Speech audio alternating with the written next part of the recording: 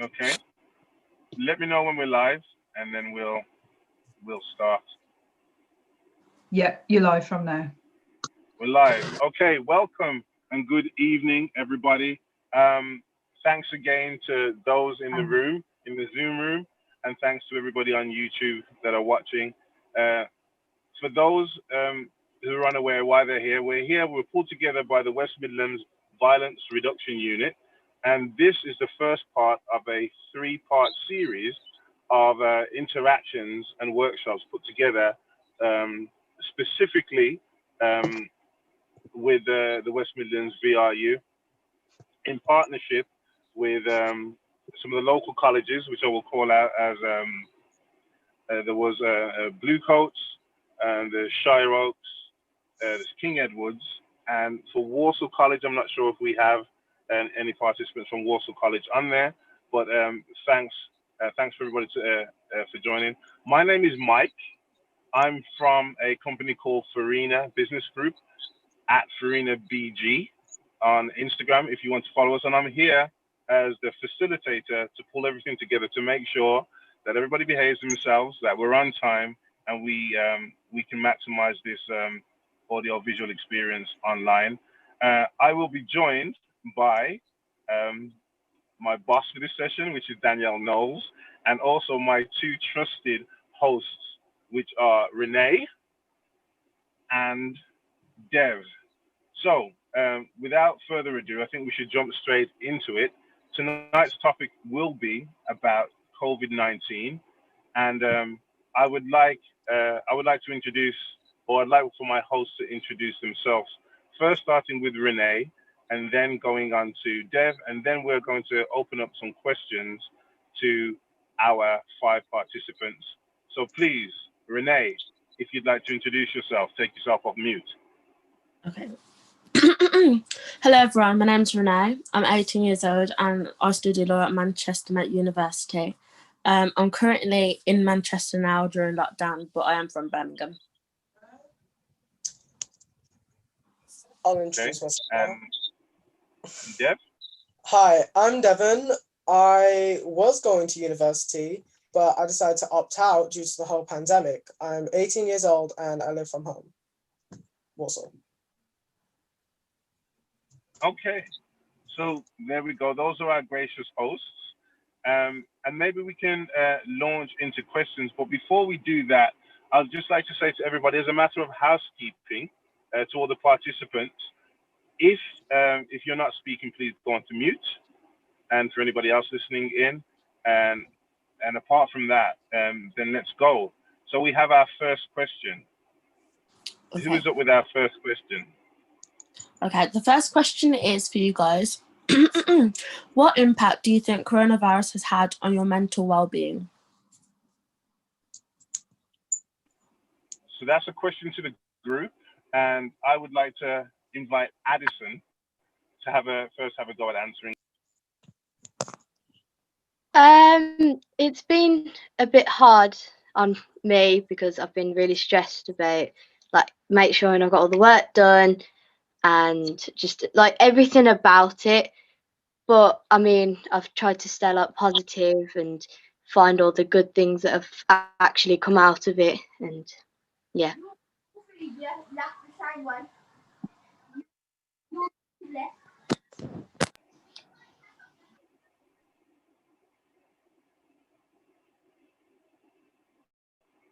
Okay, Renee, would you like to pick another one of our participants to answer your question? Okay. Does Danielle have anything to say about this one? Could you ask the question again, just to make sure everybody got it? Yeah. What impact do you think coronavirus has had on your mental well-being? It hasn't really affected it because I've been able to spend time with my family in doing more stuff that I like doing. Hiya. I think COVID-19 has affected mental health, as in you can't really speak, you couldn't even see your friends at the beginning because we was all on lockdown. So then it was a bit sad because I missed my friends and I couldn't speak to them, and they usually uplift me, and obviously they couldn't. I think that's it really. how it's affected my mental health. And if we were to make it wider than mental health, how has it affected everybody's well-being in general? If Eshe, you could have a go at answering that, not just your mental health, perhaps I think everything else. well-being, kind of like exercise. Like I wasn't really leaving my house at all for anything because I didn't need to, and I wasn't even really allowed. So because of that, maybe like physically, I was becoming more lazy, and that's obviously not healthy. Okay. So it sounds like you've addressed that now. You were more lazy. How are you doing now? It's a bit better now because I have to obviously like travel to sixth form, and there's a lot of walking involved in that, and I'm out every single day because I have college every single day. So yeah, it's better now, and I have more work, so I can't really be lazy. So yeah. Okay. So Addison and Danielle, would you like to chime in with any other parts of your well-being outside of mental health? How it's been impacted by COVID? Yeah, I feel like it's the same as it's made me a bit more lazy, but now because obviously I'm out like walking to school, getting back from school, it's made me a bit more active than I was when I was just like sitting at home. So Okay. Right. I think Go ahead. I think I was being a lot more productive because I had my family asking me what I was doing, what school I required to do and what I had to work with. Okay, so it sounds like we're having some positives as well as negatives that have come out of the well-being question. How about you, Em? How are you doing, well-being wise? Yeah. Take yourself off mute. Yeah, I think it is.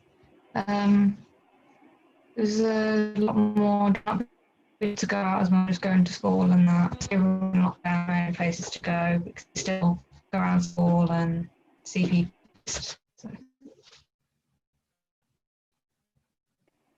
Okay, there's a little bit of a delay with your line, Em, but I think from the smiles, I think we gathered that you were doing okay. That you're doing okay. Yes, fine. Keeps a little bit. Okay, right. I'm going to move forward to our next question, and I'll let our host deal with the question. So, Dev. Okay. So I want to ask, how do you think that a pandemic has affected your family and your family life? Anyone can answer. So.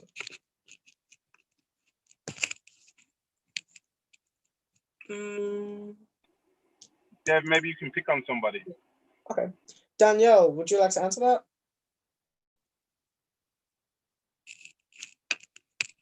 So It hasn't really affected us. We've been together to do stuff.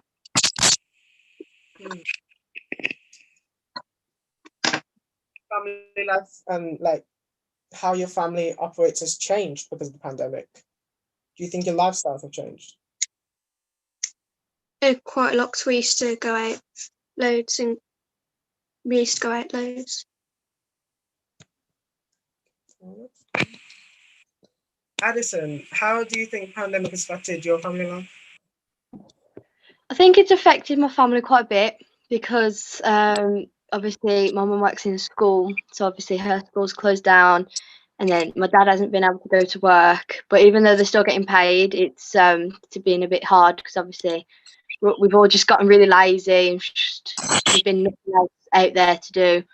My sister hasn't been getting a good education because of the school being closed down, and yeah. Okay. I'm sorry if I said something. Ishan? Sorry. Eshe. Yeah, Eshe, yeah. I think it has affected my family quite a lot because during the lockdown, obviously families couldn't mix, and my sister was pregnant, so she wasn't really, it was a risk if she was to come and see my mum and dad and me, so then she wasn't really allowed to, so spending time away from her was obviously difficult on all of us, and it was hard on her as well. So I think that's how it would have affected my family as well. That's about it, yeah. Okay.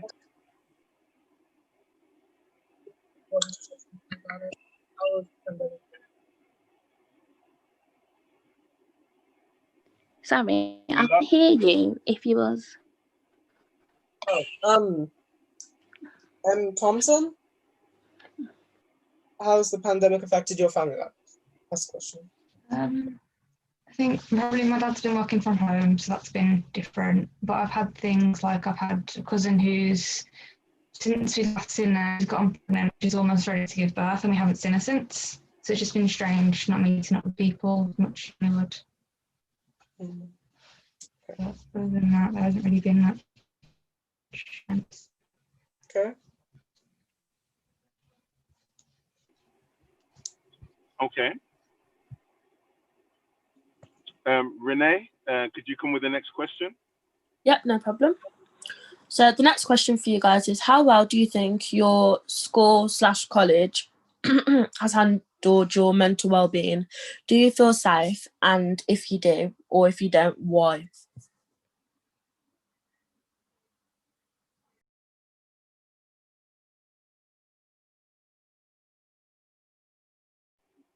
Who is the question to, Renee? Oh, sorry. Addison, please. I think they've handled it really well, because obviously it is a really hard time and there's loads of things that everyone's going through. And I think they're just trying everything the best to maintain social distancing and make sure that everyone's safe and is okay.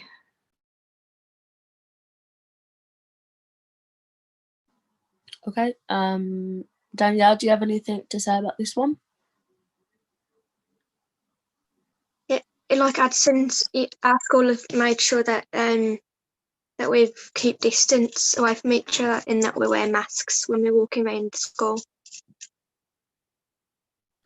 And does this make you feel more safe at school? Yeah, makes you feel really safe that we're able to do more stuff at school. Okay. Ashay, have you got anything to say on this one? I think my college have handled it quite well with like social distancing, like, but how year 12 and 13 can't really mix and stuff like that, and obviously wearing masks everywhere. I think it's been quite okay, yeah, and I do feel safe. So yeah, it's been fine. Thompson? Yeah, I'd say pretty well. They've got like lots of regulations and stuff, and made sure that everyone's safe as much as they can, obviously. And they've said things to students saying that if they need any sort of like mental health support, they can speak to the teachers to make sure they're okay in that regard as well. Okay, thank you.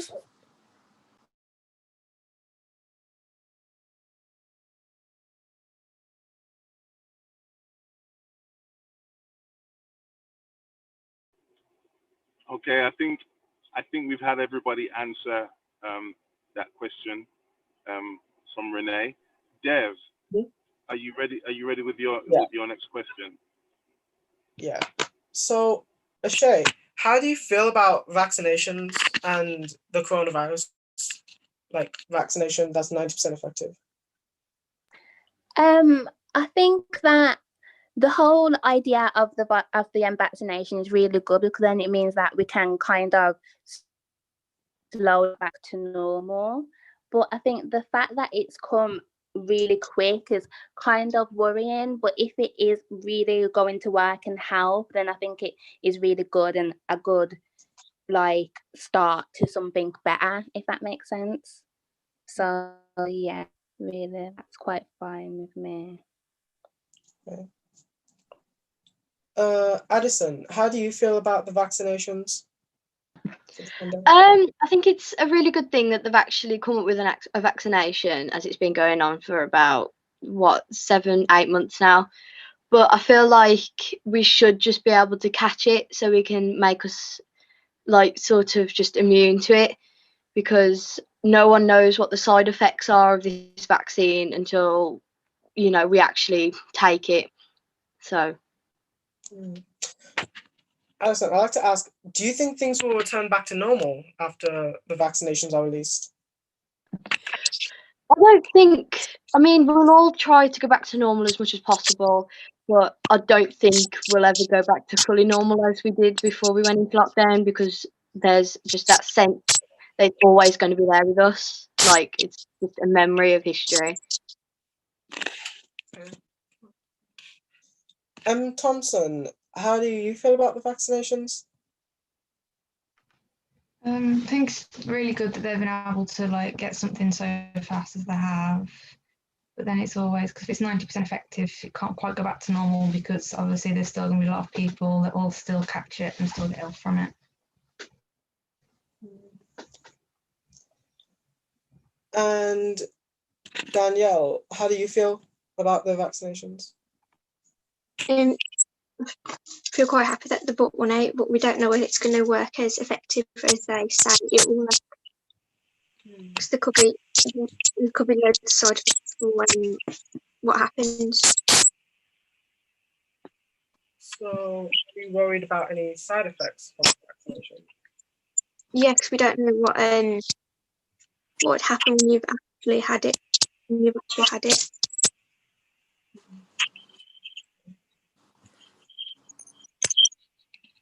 Okay. So my next question for you guys is, how are you finding your educational experience post the first lockdown? So this is in terms of like teaching, getting your work done on time, the way school works. Like, how are you finding it in general compared to last year or February, January time? Starting with Danielle, please.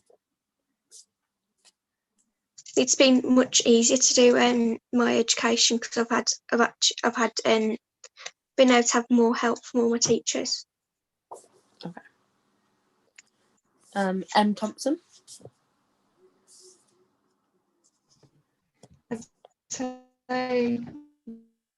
actually it's just the same as it always has been, but then when we have to have like online classes, it can be a lot more difficult, because it's different to just actually being there and with the teacher and stuff like that. Would you say you preferred online classes to being in school?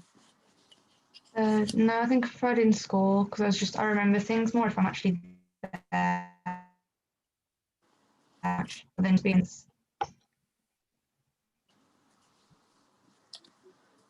Okay. Addison, please. I think it's really good that we're actually getting a chance to come back, get our education that we're actually being taught. But it's really hard because we're all behind, as we've had time off in online classes. But I do find it easier to remember things at school, like Emily said. But I did enjoy online classes more, as you could work at your own pace. So. Okay. Ebony, do you have anything to contribute to this question?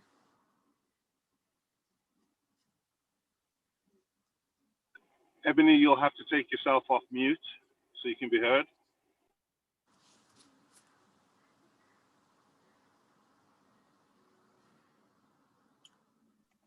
I think that I think Ebony has left the room. Oh, okay. Okay. Ashay, please.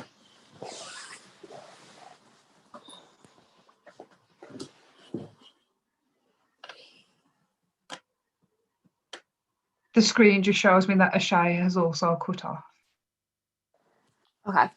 Devin, your question's next. Okay, so do you guys feel like you understand the rules and guidelines of the pandemic? I'd like to start with M. Thompson. Do you feel like you understand the rules and guidelines of the pandemic? I think for the most part, yeah, some things they keep a bit unsure. I can't think of it off the top of my head, but there's something that can be like, in certain circumstances it'd be okay, but the same thing in another one, it's not. So it's a bit confusing in that regard. But for the most part, I think it's pretty clear. So just doing as little as possible to make sure you're not outside. Yeah. Okay. Oh yeah, sorry. I got a phone call, but with me, I was kind of lucky in a way because when the first lockdown happened, I was in year 11 and like everything was finished. So when we was in lockdown, there wasn't any lessons, like there was no online teaching at all because basically everything was finished and GCSEs were cancelled. So I wasn't really doing anything at all. But going back to college now, obviously I'm in school and it's face-to-face lessons, but there is also like an aspect where I feel like I'm a bit disadvantaged. I feel like the whole experience is different because of COVID. So I think that's probably a bit of a disadvantage and that's probably a bit of an issue. But apart from that, it's been fine. Really. Okay. And Ishay, I'd like to ask you, do you think do you believe you understand the rules and guidelines of the pandemic? So what you should and shouldn't do? Yeah. To be honest, I wouldn't really say I completely understand them. I think they were way more clear, like the first ever lockdown, because obviously, like there was no going to school, no anything, and it was more like I don't know, it seemed a bit more official. But now I don't think it's really that clear. Like I think is it like different families can't mix. I'm actually not sure, to be honest. No, yeah. And do you believe that you follow all the guidelines that you should? Yeah, I do. I follow them. I do. I feel that I follow them as well as I can and properly anyways, yeah. Thank you. Danielle, I'd also like to hear your opinion. What do you think you understand the rules and guidelines of the pandemic?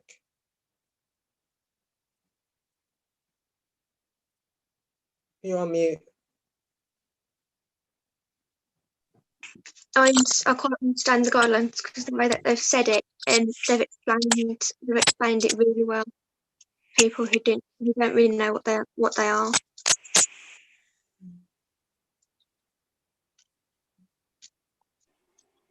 Dev, I have a question for you, Dev. Whilst you put this question together, is it that are you clear with the rules and the guidelines regarding the lockdown? Yeah, I think I'm pretty clear. I know what we should do and what they've said. There's a general like criteria of rules that you should follow, and as long as you follow them, I think it should be fine. Okay, was just checking.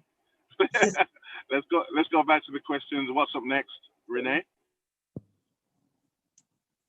Right. My next question is, how do you feel about doing exams next year? I know that some of you are in year 9, so you won't be doing exams, but what do you think regardless of the prospect of doing exams next year? Starting with Addison, please. I do like really want to do exams because I know that it'll put me upset. It'll just help me do like higher foundation papers. But I think the worst thing about it was maybe having things in the exam that we haven't actually been taught yet, so brings down my score a bit lower. But if I just put in all my efforts and just Right. Thompson, please. Yeah, I think probably better for exams to go ahead because obviously there's a lot of last year where like the results weren't quite what they should be. I think it'd probably be useful if they put something in place for people who are doing like GCSEs and A levels and stuff for like to account for all the time that they've missed. Okay. Danielle? Oh, just still on mute. it'll be a lot easier because I've gone over all the stuff that we learnt from the other years, so we should know what's on the test. Okay. Next up is Ashay, please.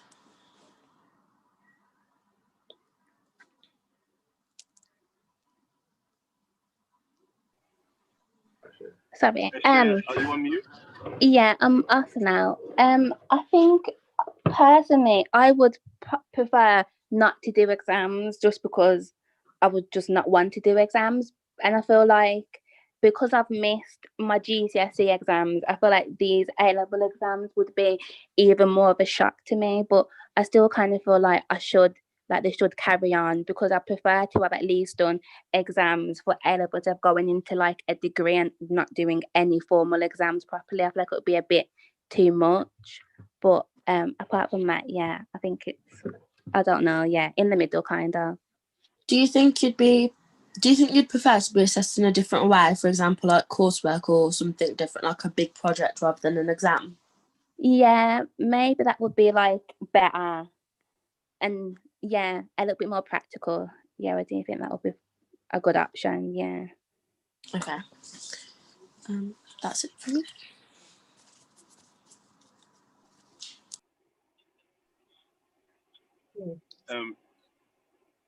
We're looking for Dev with his next question. Dev, are you still on? Yeah. I just want to ask, do you feel like there's been any positives to the pandemic and lockdown? So do you think anything good's come out of it? I'd like to ask Addison first. I think quite a few things have come out of, like, obviously lockdown, because you can try and make yourself some new hobbies. You can try new things that you probably wouldn't even think that you've tried before. You've had to spend more time with your family. You can just enjoy just having that time just to like talk and yeah. So you believe that the pandemic has brought your family closer? Yeah. Okay. Danielle, I'd like to hear what you think about it. Any positives to the pandemic? Positive of the pandemic would be that we've been able to do all the stuff that we love, and it's been a lot easier to talk to our family about different things.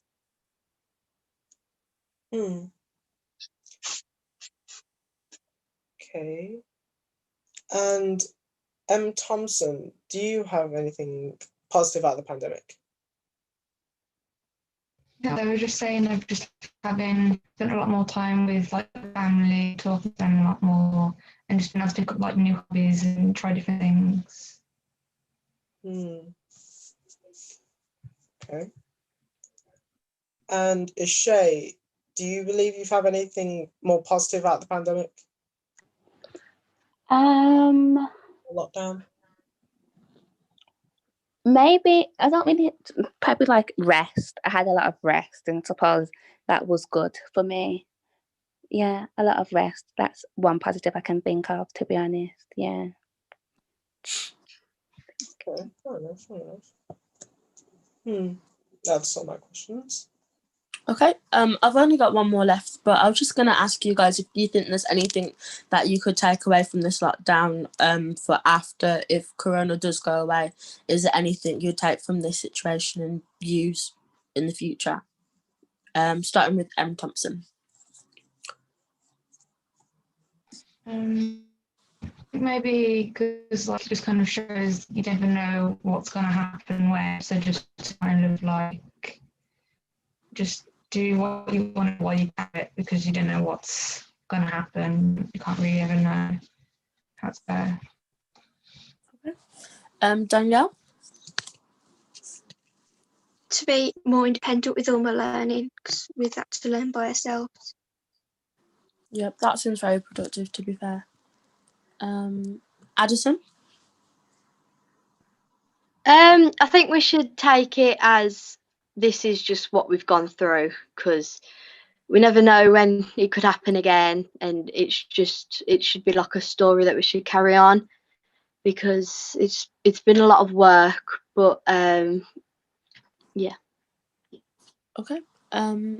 Ashay?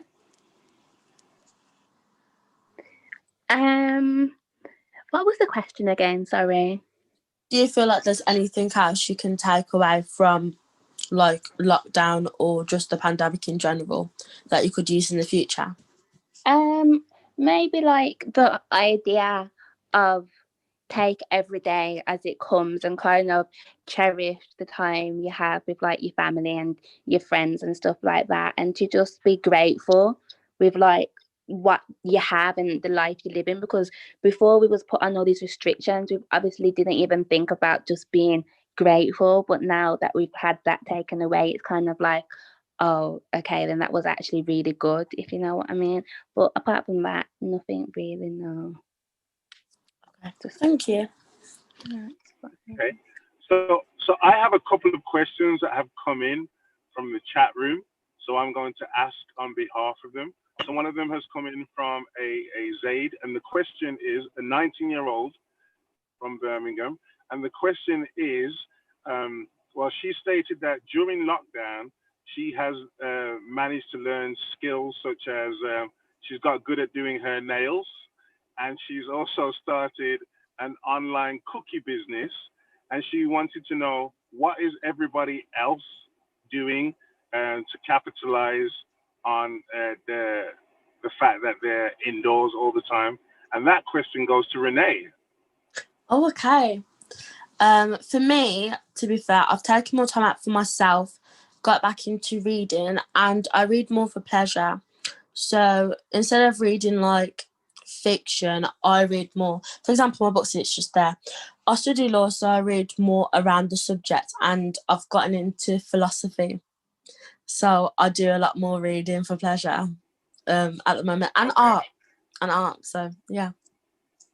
Okay, so Danielle is also into art. So maybe Danielle, you can tell us a little bit of how you're capitalizing on this, the advantage of being indoors and at home. To be able to be indoors, I've been doing more arts and practicing what I love a lot more.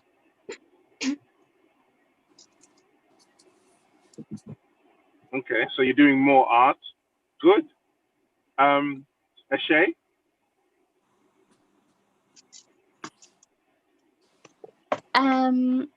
I've kind of tried to, even though I was out of school, I still tried to keep myself a little bit more educated, like reading or just doing things like which I thought were like quite positive. So I was reading, I was doing a lot of research around the subjects that I was planning to do at A level. And yeah, I think I kind of just started to become more confident in myself and stuff like that. Yeah, kind of. That's it, really. Okay. And Addison, how about you? What have you learned? How are you using the lockdown time to level up your skill sets? I've done a lot of baking to, like, and I've been reading quite a bit about space and astronomy and things like that. So Space and astronomy, or space and astronomy? Space and astronomy. Okay, cool. All right. Anything you care to share? Not right now. You're not going to tell me that Mercury is in recession and that all Sagittarius are going to win £100. No, that would be really handy if you could. It's okay. And Dev, did you have anything to contribute to that question? Do we have you still, Dev? Oh, you're on mute. My bad, yeah. I've done a couple of things during lockdown. So at first I was learning how to cook a few things, like baking, similar to Addison. I learned how to bake a few cakes just for fun. And then later on, I started getting more interested in music and then languages. And so I've just been doing basic things all over.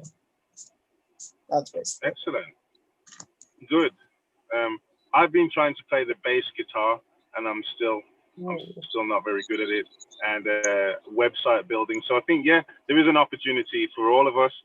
We've had a question come in through one of our people on the YouTube channel, and the question is, it appears that the young people seem to be more reluctant to be doing counseling on things like Zoom and Teams. Is that the case? Well, in fact, that is the case. We have it in authority that young people are reluctant to do counseling over Zoom and Teams and Skype during the lockdown. Why do you think that may be? And I'm going to ask Dev to go first at answering that. Well, so, okay, when this is going to be, okay. So I feel like young people are more reluctant to do counseling. When you say counseling, do you mean get counseling from other people, or counsel as in give advice to other people? As in to receive counseling. Receive? Okay. So young people are kind of taught to be strong, brave, stand up for themselves. And one thing that is socially not standing up for yourself is receiving help.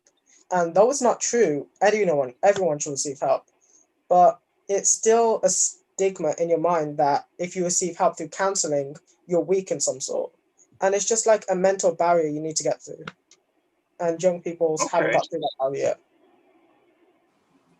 That's what I think. Okay, that's real interesting. Can we get another opinion on it? I'd like to hear one of our younger members, maybe Ashay. Could you tell us your thoughts on the question about the reluctance of young people to receive counseling online? I feel like maybe it's because young people, I feel like it's easier to make a relationship with the counsellor face to face compared to like online. And I feel like they'll just feel a little bit more comfortable. And if it's like in home issues, then they can't really like let out what they need to let out if they're in the environment where the problem is, compared to like if they go into the counsellor and leaving the environment where the problem is, if that kind of makes sense. I think those could be kind of some of the reasons why young people are reluctant. But right. That's maybe you can give it an example of that how that might be playing out. So like usually the Zoom call probably happen like within like when the person's at home, and if the person's struggling with like pressure from their parents to do well at school, they probably feel like they can't really express that comfortably when they're at home around their parents. It's better like when it's just them and the counsellor alone, kind of thing. Right. So if somebody wants to bring an issue to counselling about parenting or about being at home, you can't exactly do it if you're in front of your parents at home. I understand. That's a great point. Danielle, what do you think?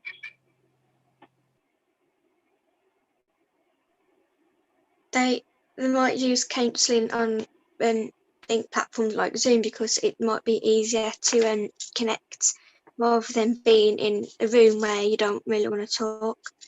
So Zoom you might be able to say more things quicker than being pressured to do what you have to say.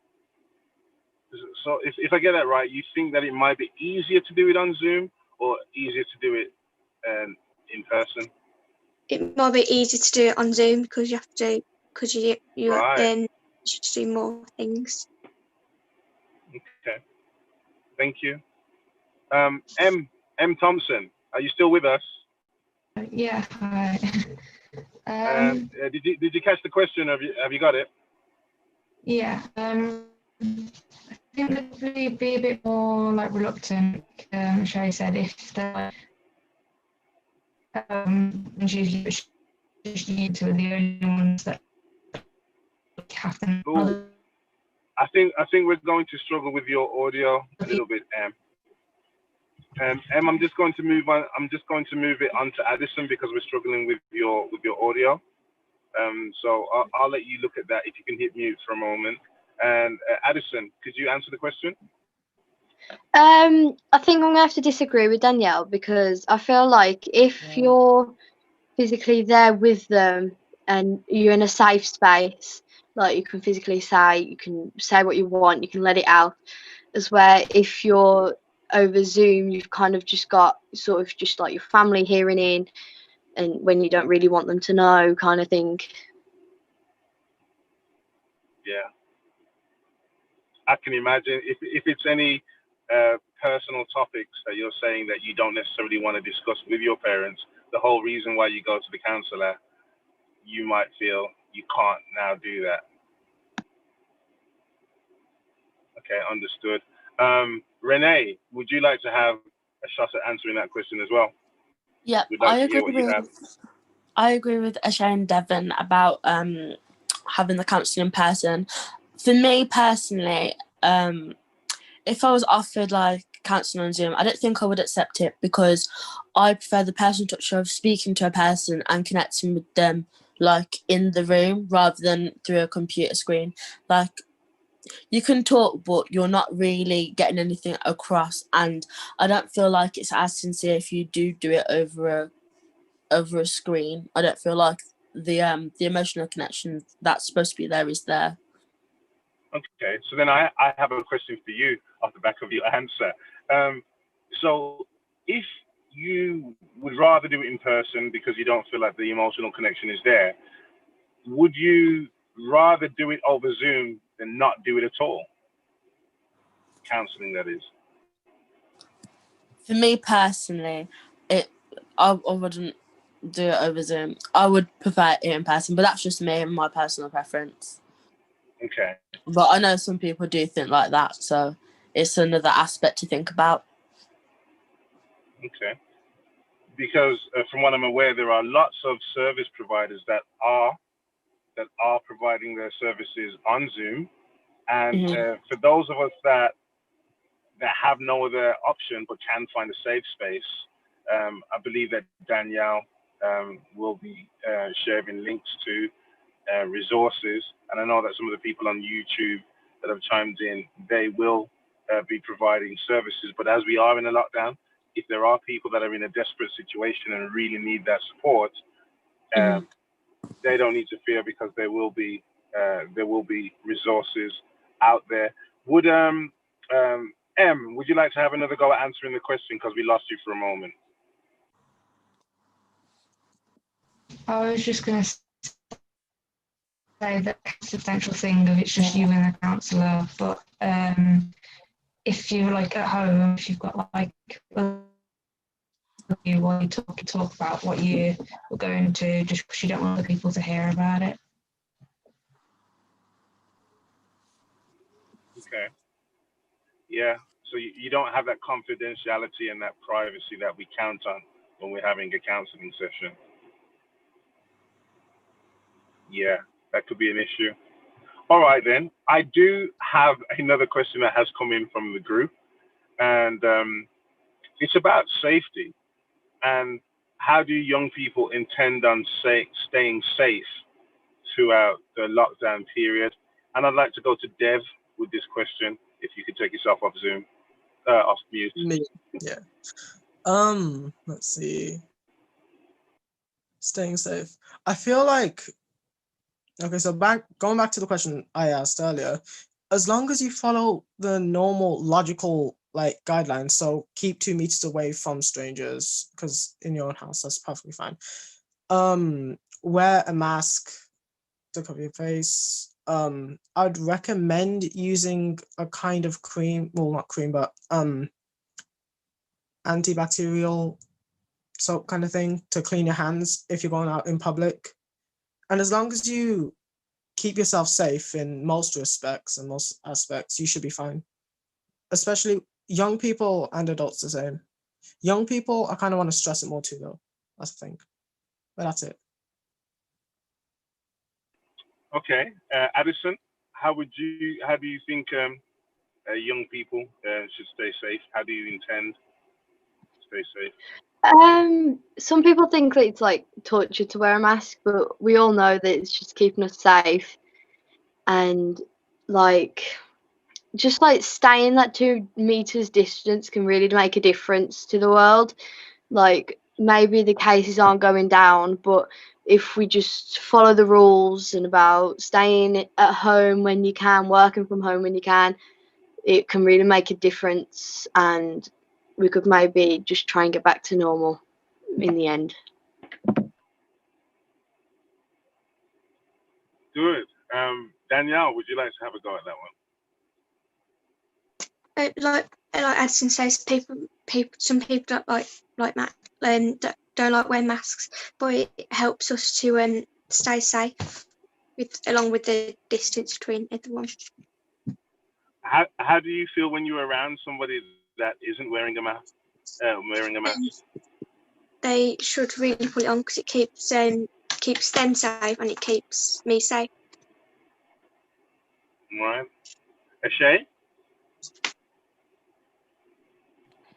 Yeah, kind of following up from what Deb said about just following the guidelines, like 2 meters apart, using hand sanitizer, and like they were saying, wearing a mask and stuff like that. I think just following those kind of stuff and just doing what you know is right and going to keep you and people around you safe. I think that's fine, really.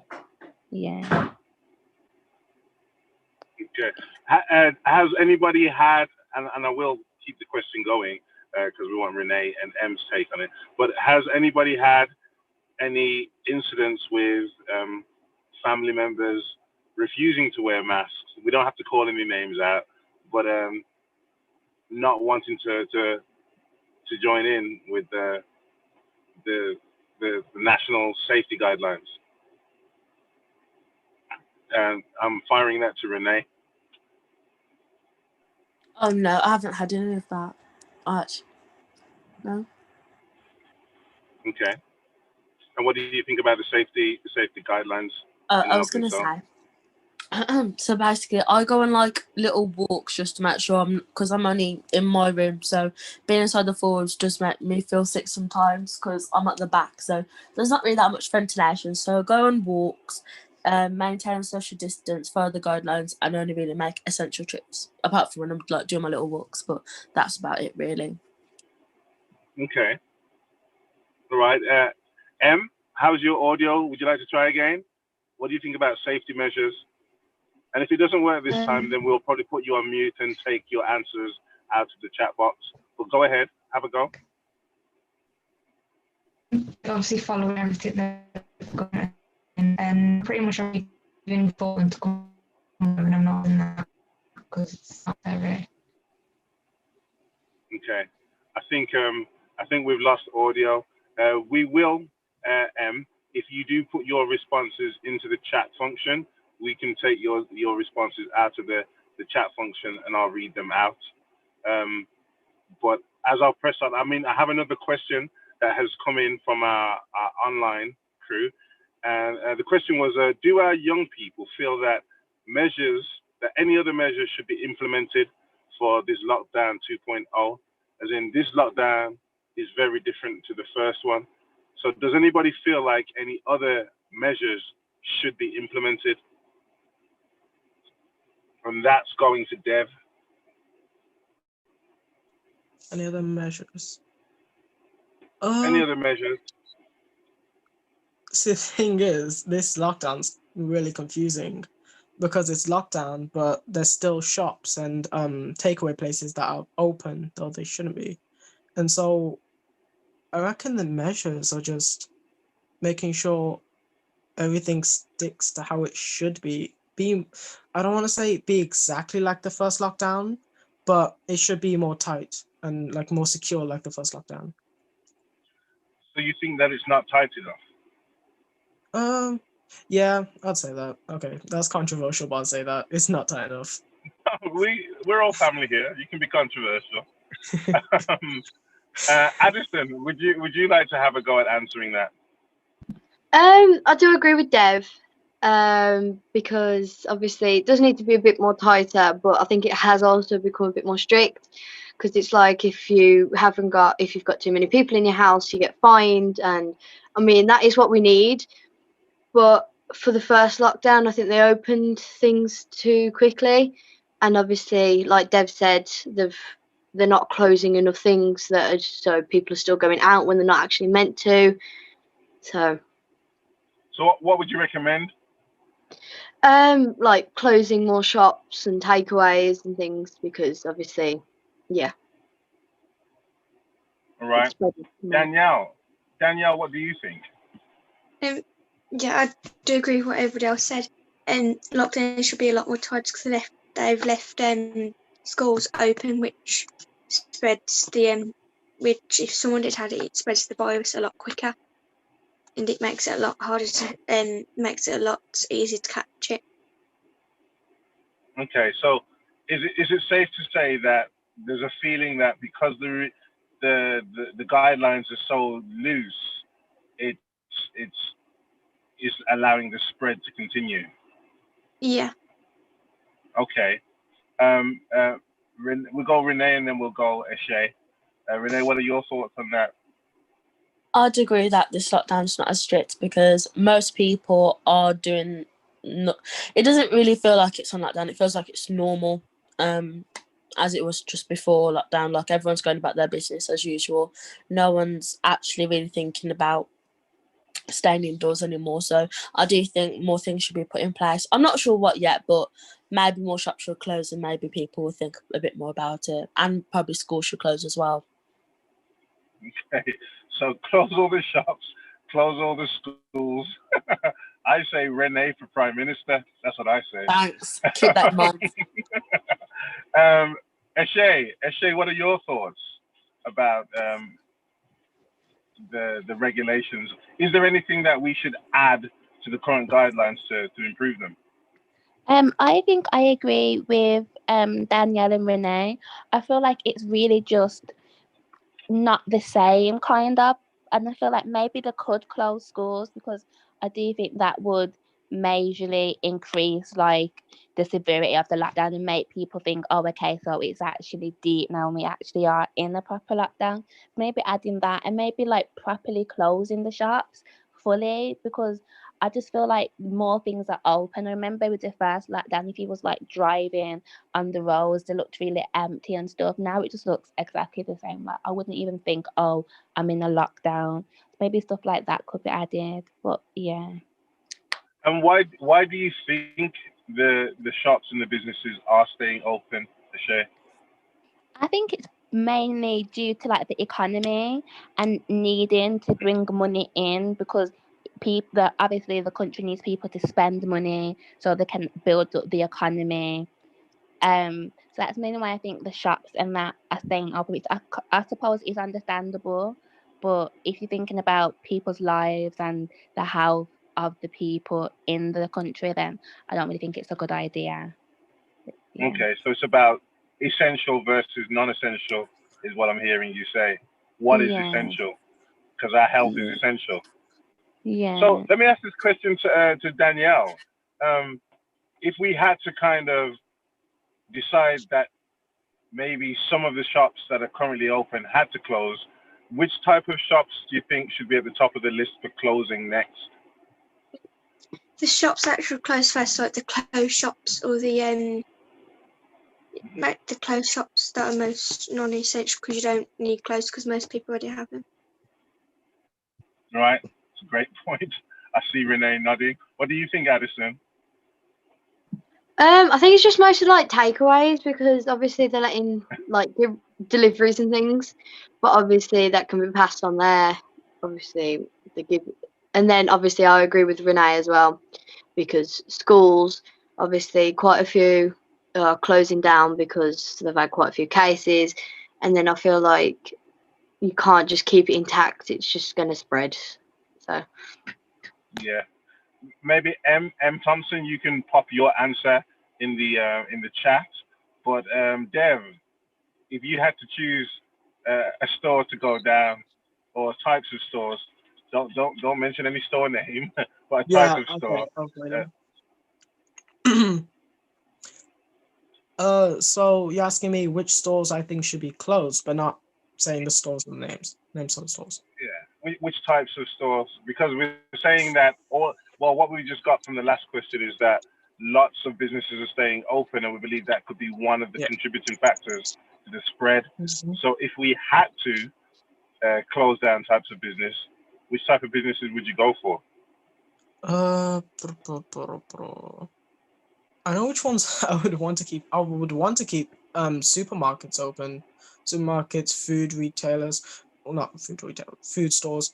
It's just mainly shops that provide fast food, unless it's a drive-through. For example, Yeah, unless it's a drive-through, which you can literally just take with a mask on and then eat, and you don't actually come inside the premises, then I feel like it should be fine.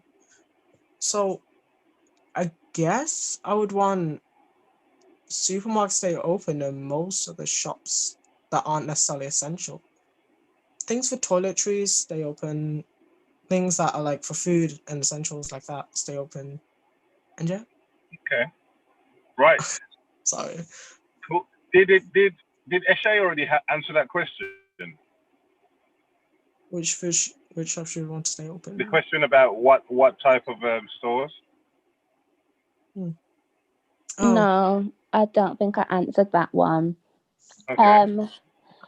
Just like stores that aren't really unnecessary, like stores that aren't really going to give you what you really need. Like obviously supermarkets need to, because that's like food, and places that are going to like give you them kinds of things. But stuff that aren't like really and truly fast food restaurants and stuff like that, that isn't really needed. It would be a bit annoying if like McDonald's shuts again and KFC and that, but I do think it is needed and what would make sense for the whole idea of a lockdown.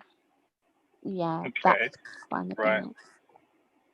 Okay. M has also put in her response to the question as well, and she put, I think that takeaways should probably close, but most stores could stop selling non-essential items but stay open so that people are only leaving the house for essentials. I think that's a really great point.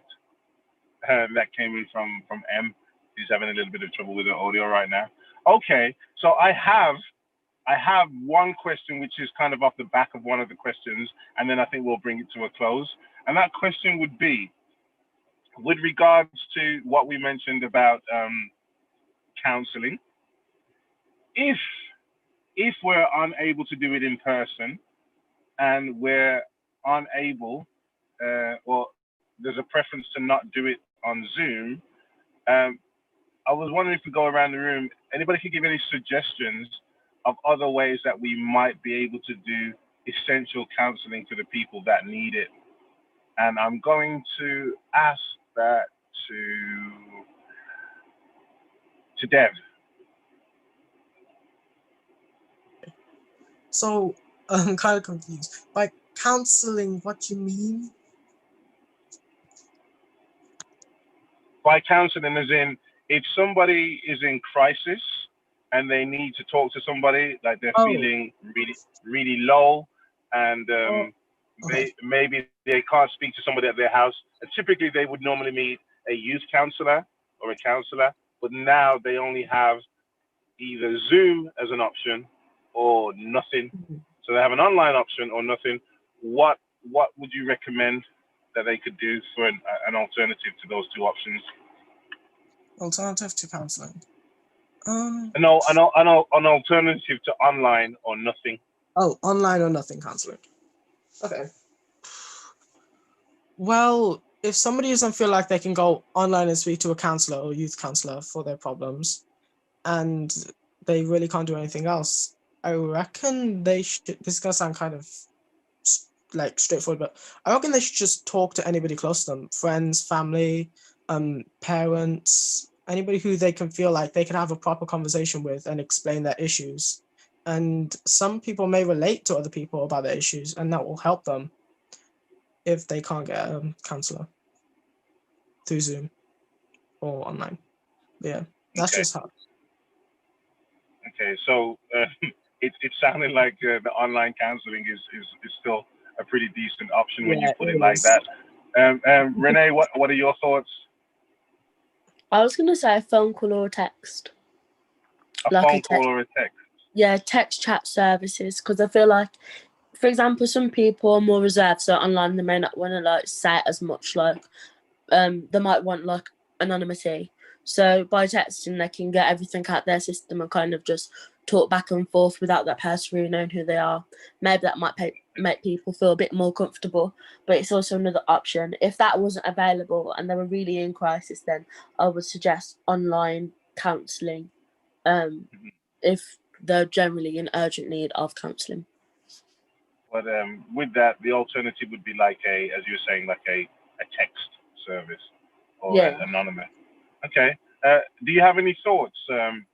Em can type in hers if she has any ideas. And Addison, I have you on here. What are your thoughts? If you take yourself off mute. I think they should take Zoom as an option if they really, really need it, but make sure that you just get yourself into a safe space that you can sort of just say anything to, or just find someone that you can trust. Because how can you really trust them if you can't really say anything to them? But Right. yeah. Okay. Thank you. And Eshe? I think texting would be helpful as well, but I do probably think that Zoom may, or like Skype or Teams or whatever, may be quite effective and maybe the most effective. But maybe even like email or just some way for people to be able to just express how they feel or just give like how they're feeling just whenever they want, kind of, instead of having to do it on this session. They could just like send an email to their counselor or a message to their counselor whenever, kind of, because I feel like in this kind of situation everything's a little bit different, and maybe they might be feeling a certain way and want the help on that day if it's not their counselling session, kind of, if that makes sense. But apart from that, I don't think anything else. No. Okay. All right. We had, I think it was Danielle, we had Lester ask to answer that question. Instead of the online Zoom calls like we do now, we could do they could talk to trusted adults. Okay. So they could find another adult who isn't compromised, if you like. They can find the adult that they need to talk to outside of their normal circle, and they can connect to that person with a phone call or a video call, I guess, is what you're saying. Yeah. Okay, good. Like maybe an aunt or an uncle, or yeah. Okay, got it. Right. So I was just about to wrap it up, but I do actually have one more question. And no, I think we just asked it, because the question is, how would you have felt? This is the question. How would you have felt if Zoom or Teams or social media wasn't available during lockdown? And I'd like to ask that question back to Danielle again. If Zoom or Teams wasn't available, we might not have been able to connect. Well, we might not have been able to connect because we weren't together. So how do you think you would have coped? What do you think you'd be doing instead? They might have to, because we wouldn't be able to meet. We'd have to be not a lot of people would be that close anymore because we wouldn't be able to meet because of what happened. So we wouldn't be able to meet, but us not being able to meet, how do you think you'd be spending the time? Probably with family, because we actually see them, or don't people that we don't see. So we'd all be getting a lot closer to our family from what I'm hearing. Yeah. I'd like to ask that question to Renee. Okay. Because I'm by myself, without like social media or the internet or nothing, it would be reading, but when you've had enough of reading, there's nothing much to do and you're just left on your own, so it would be quite depressing, in my opinion. But that's just from my point of view, like how I am right now. If I was at home, obviously I could speak to my family and chill with them, but because I am on my own, I do need like social media to like be my main form of entertainment and communication with everyone. And just to be clear, you're on your own. Why? Because you're in halls at university? Yeah. And all my Okay. roommates have gone home, so literally by myself. So you're in halls of residence all by yourself. And if you didn't have the technology, the social media, you'd pretty much be sitting, reading, cooking. Yeah. Okay. Right. Addison, how would you cope if there was no Zoom, Teams, technology throughout this pandemic, what would you be doing? I think it'd be really difficult if we didn't have like the good technology that we've actually got today, because it'd be really difficult to just not have that communication with your families that you can't meet. But if I didn't, I'd probably have just that time just to like communicate with my family more, maybe get onto some new hobbies, and yeah. Okay. Learn those new hobbies. More baking would be getting done. Ashay. I feel like technology has been like a major, like, really good thing during this whole situation, because it's enabled us to have like online lessons and stuff like that. But not even only that, because when you can't see your family and you can't speak to your friends, it's good to have like social media to also keep in contact to make sure everyone's okay, and just be able to keep yourself a little bit more occupied with what you enjoy doing instead of just having nothing to do completely. So I think without social media it would have been a little bit difficult, and I think it's really helped. Okay, good. So that's yay to technology. We just got we won't get M's because of the connection issue. Dev, could you you'll be the last person to speak on the topic. What are your thoughts on how you would have survived, or what you would be doing without the technology? I reckon I kind of lucked out, because from where I am right now, without going to university, I don't necessarily need to rely on technology to do anything, because I can just do whatever I need inside my own house. And plus, I have family that I can talk to if anything happens. And so I'm kind of lucky right now. But I know it's important, because my brother needs to go on a Zoom call 3 days every week just for college. And so I do know the importance of it. I reckon I would be fine without technology like Zoom calls and Skype and Messenger, but it definitely does come in handy, and it is useful for me when I want to contact friends who I haven't seen in a long time. And yeah. Okay, good. I think that's going to bring today's session to a close. I hope that everybody found it useful, fun, and informative. We have this, as I mentioned before, this is the first of a series of 3 sessions, and in 2 weeks' time we will have the session which will be primarily focused on youth violence. More details will be coming out from VRU closer to the time, and I just want to say thank you to everybody for joining. I'd like to say thank you to our hosts, Renee and Dev. So you're getting a virtual round of applause. I'd like to say thank you to Addison, to M Thompson, to Danielle, and to Eshe. We lost Ebony, but I just want to say thank you. Thank you to all the visitors online, and I want to bid everybody a good evening until we meet again. Good night. Bye. See you later. Bye-bye. See you. Bye. And we're off the stream.